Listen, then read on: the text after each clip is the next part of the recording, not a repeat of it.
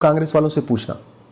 1975 में जब इमरजेंसी चल रही थी, पूरा देश जेल के अंदर था, उस समय उन्होंने सेकुलर और सोशलिस्ट वर्ड जोड़ दिया, बिना चर्चा के, बिना किसी के। तो एक तरीके से उन्होंने संविधान के बेसिक स्ट्रक्चर को बदल दिया, प्रियम्बल में डाल दिया सोशलिस्ट और सेकुलर। इसका मतलब ये हुआ कि संविधान का बेसिक स्ट्रक्चर बदल दिया। फिर उसके बाद 1984 में राजीव गांधी को एक ऐतिहासिक बहुमत मिला, 400 सीट से ज्यादा मिली। उस समय नारे लगते थे अब की बार 400 पार, अब की बार 400 पार, और 404 सीट मिली। अगले साल 1985 में राजीव गांधी ने सिटीजनशिप एक्ट को बदल दिया और पूरे देश के घुसपैठियों, खासतौर पे जो असम के घुसपैठिए थे, उसका उनको लाभ मिल गया। ये सिटीजनशिप एक्ट कहता है सेक्शन 6 से कि जो असम में आ चुके हैं घुसपैठिए 71 तक, ये सब सारे के सारे नेचुरल वे में भारत के नागरिक बन गए।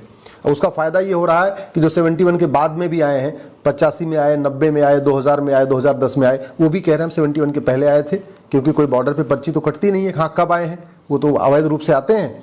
तो घुसपैठियों को निकालने की बजाय, घुसपैठियों के खिलाफ कठोर कानून बनाने की बजाय, राजीव गांधी ने 1985 में सेक्शन 6A जोड़ दिया। और ये सेक्शन 6A कश्मीर की आर्टिकल 35A से भी ज़्यादा खतरनाक है।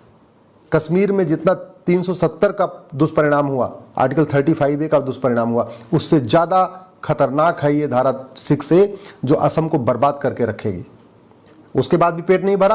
अगले साल 1986 में साहबानों का मामला आया था सुप्रीम कोर्ट का। सुप्रीम कोर्ट का फैसला पलटने के लिए कानून बना दिया और मुस्लिम महिलाओं को जो गुजारा भत्ता मिलना था उसको बंद कर दिया 1986 में। ये काम भी राजीव गांधी ने किया।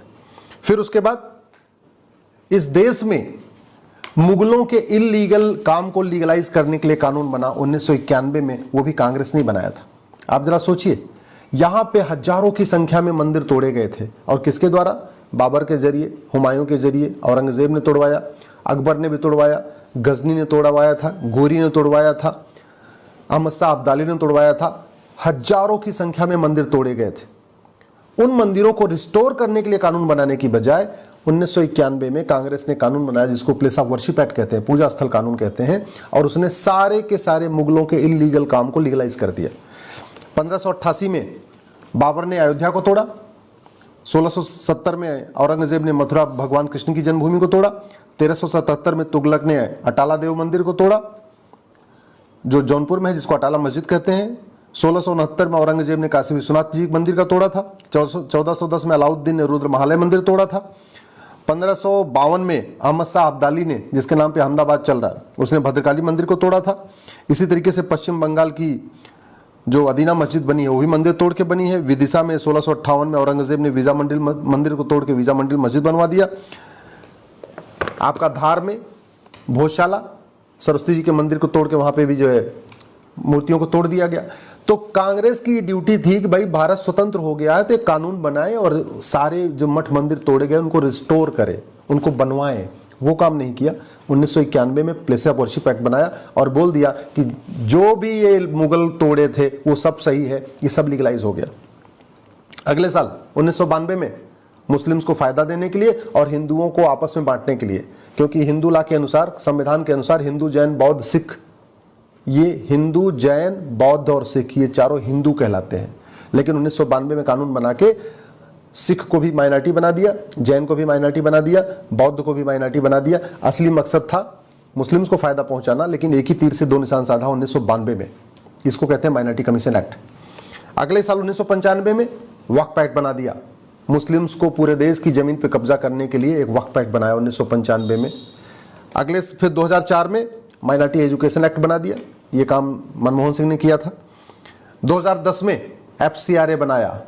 इस देश गद्दारों को फंडिंग कराने के लिए, देश विरोधी NGO को फंडिंग कराने के लिए, माओवादियों को, नक्सलियों को, जिहादियों को, मिशनरियों को, अलगाववादियों को, चरमपंथियों को, कट्टरपंथियों को, सफेद पोस्ट नेताओं को, सबको फंडिंग कराने के लिए कानून बना 2010 में, उसको FCRA कहते हैं।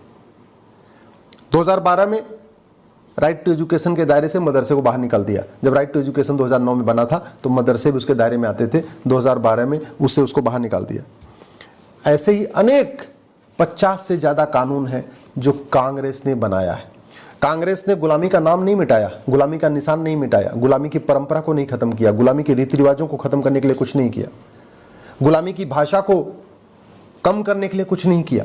गुलामी की पुलिस व्यवस्था को नहीं बदला कांग्रेस ने, गुलामी की न्यायिक व्यवस्था को नहीं बदला कांग्रेस ने, गुलामी की शिक्षा व्यवस्था को कांग्रेस ने नहीं बदला, गुलामी की प्रशासनिक व्यवस्था को कांग्रेस ने नहीं बदला, गुलामी की टैक्स व्यवस्था को नहीं बदला, गुलामी के जितने हमारे पुराने परंपराएं चल रही थी कि गवर्नर जाएंगे तो ऐसे सैल्यूट होगा, ये जाएंगे तो ऐसे सैल्यूट होगा, ये जाएंगे तो ऐसे सैल्यूट हो जाएगा, वो कुछ नहीं बदला।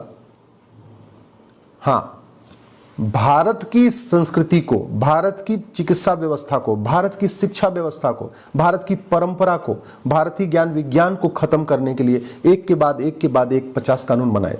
इसलिए मैं आपसे निवेदन करता हूं, एक बार वोट देने से पहले कांग्रेस के नेताओं से जरूर पूछना, एक बार वोट देने के पहले कांग्रेस के नेताओं से यह पूछना कि तुमने गुलामी का कौन सा निशान मिटाया, तुमने गुलामी के खिलाफ कितने काम किए और तुमने वेद पुराण को क्यों नहीं लागू किया।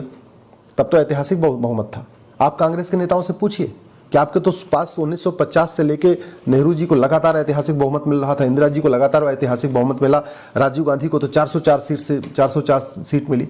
इतने साल सत्ता में रहने के बाद समान शिक्षा क्यों नहीं लागू किया, समान नागरिक संहिता क्यों नहीं लागू किया, घुसपैठ के खिलाफ कठोर कानून क्यों नहीं बनाया, धर्मांतरण के खिलाफ कठोर कानून क्यों नहीं बनाया, जनसंख्या नियंत्रण, जनसंख्या विस्फोट रोकने के लिए कठोर कानून क्यों नहीं बनाया, तुमने अश्लीलता नियंत्रण के लिए कानून क्यों नहीं बनाया, तुमने नशा के खिलाफ कठोर कानून क्यों नहीं बनाया, तुमने भारत के संविधान को लागू करने के लिए क्यों नहीं बनाया, तुमने वेद पुराण को जन जन तक पहुंचाने के लिए वेद पुराण को शिक्षा व्यवस्था में शामिल क्यों नहीं किया, तुमने भगवत गीता और रामायण को एजुकेशन में क्यों नहीं डाला, तुमने सेकुलर शब्द भारत में क्यों जोड़ा, तुमने सोशलिस्ट शब्द भारत में क्यों जोड़ा। ये आप कांग्रेस वालों से पूछना, क्योंकि वैसे तो आपको मिलेंगे नहीं, लेकिन अब इलेक्शन आ रहा है तब ये कांग्रेस के नेता आपके पास आएंगे। और इस बार आप जो वोटिंग करना वो दिल लगा के मत करना, दिमाग लगा के करना। इस बार जो वोट देना वो सोच समझ के वोट देना। इस बार जो वोट देना जाति के आधार पर मत देना, भाषा के आधार पर मत देना, क्षेत्र के आधार पर मत देना। इस बार वोट देना मुद्दों के आधार पर। जो वोट मांगने आए उससे ये जरूर पूछना कि तुम नशे के खिलाफ कठोर कानून बनाओगे कि नहीं, और बनाओगे तो इसकी घोषणा करो। जो आए यहाँ पे वोट मांगने आपके दरवाजे पे उससे पूछना कि भ्रष्टाचार के खिलाफ कठोर कानून क्यों नहीं बन रहा है।